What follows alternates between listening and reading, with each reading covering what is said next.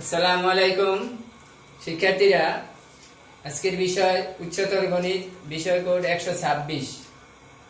আমরা তৃতীয় অধ্যায় উপপাদ্য নিয়ে আলোচনা করছি। এর পূর্বে কয়েকটি ক্লাস করেছি। আজকে আমরা একটা উপপাদ্য আলোচনা করব। সেটা প্রশ্নটা দেখো, উপপাদ্য 11। এই 11 উপপাদ্যটা এটা ব্রহ্মগুপ্তের উপপাদ্য নামে পরিচিত, অর্থাৎ যিনি এটা প্রতিষ্ঠা করেছেন তার নাম হচ্ছে ব্রহ্মগুপ্ত।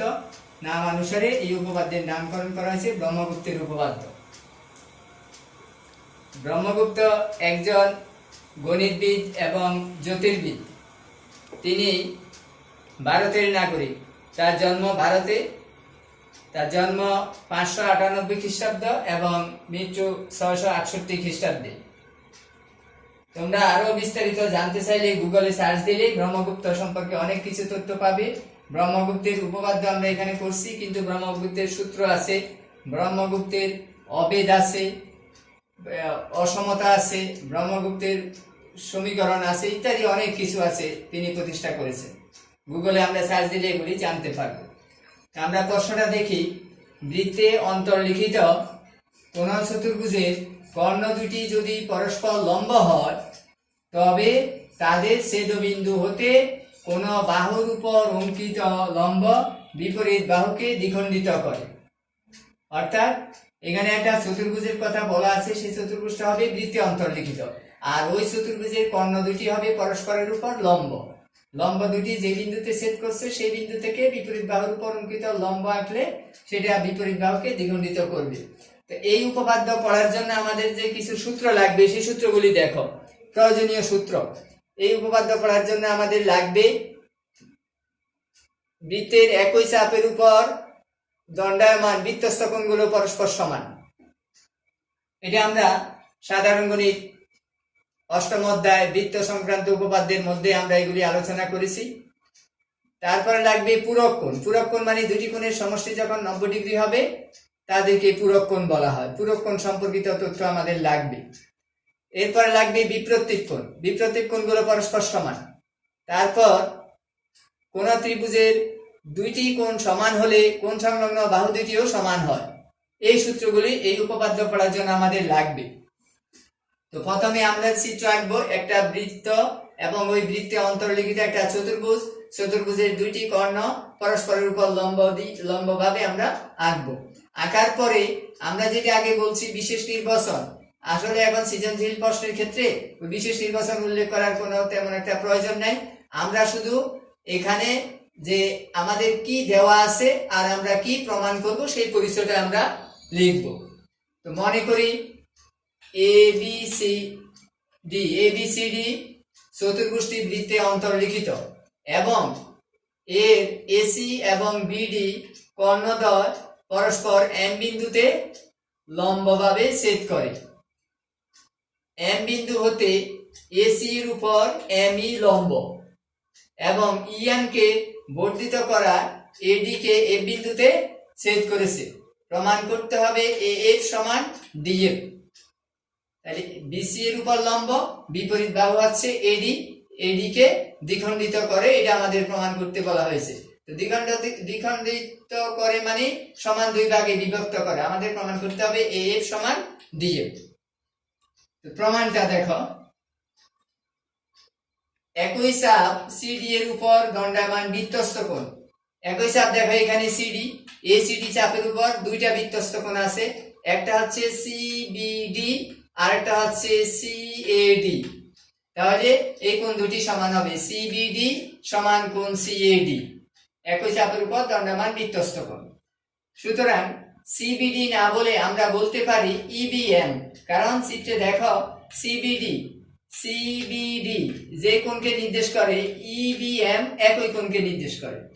ইকুয়াল টু এখানে আছে সিএডি, দেখো চিত্রে সিএডি যে কোণ এম এফ একই কোণ, সেই জন্য আমরা এটা এভাবে লিখতে পারি। পরবর্তীতে আমাদের মিল করার জন্য সুবিধা হবে।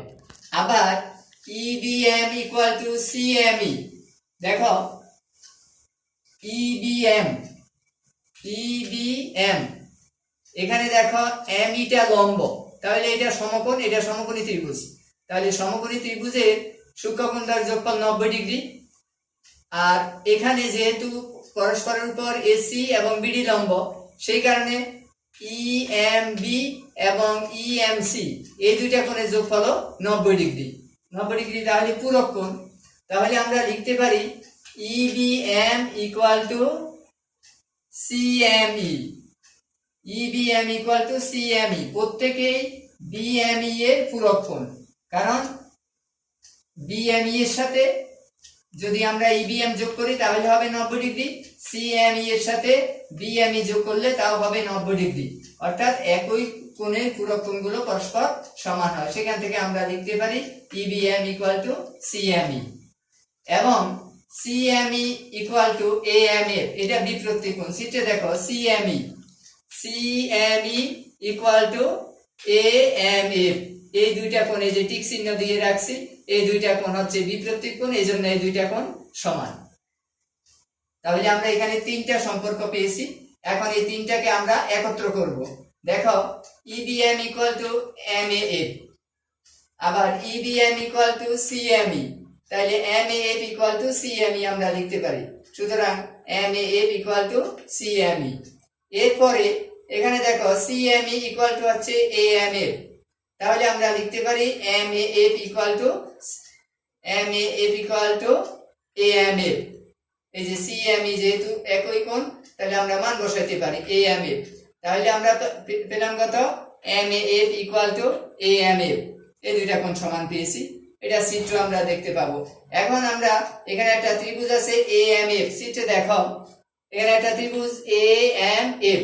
এই ত্রিভুজের দুইটা কোণ সমান। কি কি কোণ সমান?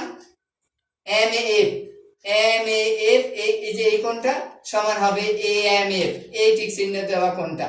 এই দুইটা কোণ সমান। তাহলে এই যে একটা ত্রিভুজের দুইটা কোণ যদি সমান হয়, তাহলে কোণ সংলগ্ন বাহু দুটিও সমান হবে। সুতরাং আমরা লিখতে পারি এমএফ ইকুয়াল টু এএফ অথবা এএফ ইকুয়াল টু এমএফ। আমরা পেলাম এই ত্রিভুজের এএফ ইকুয়াল টু এমএফ। তো এইটুকু আমরা যেই পদ্ধতিতে আমরা প্রমাণ করেছি এএফ ইকুয়াল টু এমএফ, একই পদ্ধতিতে আমরা একইভাবে বা অনুরূপভাবে আমরা প্রমাণ করতে পারি। অনুরূপভাবে প্রমাণ করা যায় যে ডিএফ ইকুয়াল টু এমএফ। এই দুইটা এই ত্রিভুজের, এই যে দেখো এম এফ ডি ত্রিভুজের আমরা প্রমাণ করতে পারি ডিএফ ইকুয়াল টু এমএফ। এটা আমরা একইভাবে প্রমাণ করতে পারি। তাহলে এখন আমরা এই দুইটা সম্পর্ক যদি একত্র করি, এএফ ইকুয়াল টু এমএফ আর ডিএফ ইকুয়াল টু এমএফ, আমরা একত্র করলে পাবো এএফ ইকুয়াল টু ডিএফ। তাহলে আমরা যে বলছি প্রমাণ করতে হবে এএফ সমান ডিএফ, আমরা সেটা এখানে পেয়েছি। তাহলে আমরা লিখব প্রমাণিত। তো এই উপপাদ্যটা তোমরা তোমাদের বইয়ে দেখবে যেভাবে সাজানো আছে, সেটা বুঝতে তোমাদের একটু অসুবিধা হবে আমার মনে হয়। সেই জন্য আমি একটু সহজ করে দেওয়ার চেষ্টা করেছি, অন্যভাবে আমি সাজিয়েছি। তোমরা এটা দেখবে যে বইয়ের সাথে হুবহু মিল নাই। আমি যেভাবে সাজিয়েছি যদি তোমাদের কাছে সহজ মনে হয়, তাহলে তোমরা এইভাবে এটা প্রমাণ করতে পারো আর বইয়ের মতো করতে পারো। তবে আমি বই থেকে অনেক কিছু একটু অন্যভাবে সাজিয়ে দিয়েছি। আমার মনে হয়েছে যে বইটা তোমাদের বুঝতে অসুবিধা হবে, সেই জন্য। তো এটা তোমরা বাসায় একটু দেখবে। তোমাদের বাড়ির কাজ থাকবে উপপাদ্য 11 ব্রহ্মগুপ্তের উপপাদ্য। আমরা পরবর্তী ক্লাসে অন্য উপপাদ্য আলোচনা করব। তোমরা অবশ্যই বাসায় বইটার সাথে এই লেখাটা মিল করে দেখে যেটা তোমাদের কাছে সহজ মনে হয় সেভাবে তোমরা শিখে নিবে। আর এই উপপাদ্য পড়ার জন্য আমি এখানে যে সূত্রগুলি বলছি, এগুলি আগে তোমাদের একটু মাথায় থাকতে হবে, তাহলে অতি সহজেই তোমরা এই উপপাদ্যটা বুঝতে পারবে। তো আজকে আমরা এখানে শেষ করি। সবাইকে ধন্যবাদ।